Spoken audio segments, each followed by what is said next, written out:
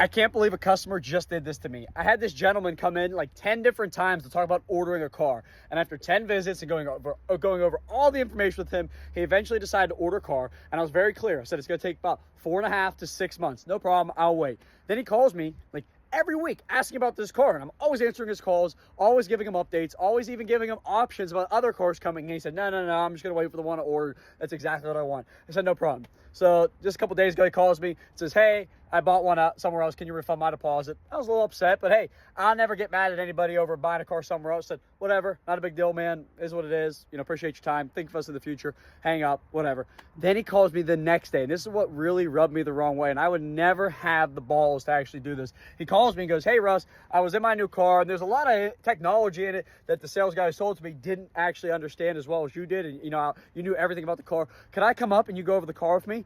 And I wanted to be like, no, absolutely not. I would not do that. But, I'm a nice guy, and I didn't want to just say no flat out. So I kind of said no without saying no. I was like, hey, I'm pretty busy. I got a lot of clients. So if I have time, you could swing up, but I can't really guarantee anything. Why don't you go to the dealership that sold it to you? And he was like, well, you know what? That was actually 3 hours away where I bought the car. And I was just like, yeah, man, I'm pretty busy. Maybe you can come up and I can show you a couple things. I just can't guarantee that. And that was kind of my nice way of saying no. But I don't know. I would never do it to somebody. If I tell you I'm going to buy something, I buy it.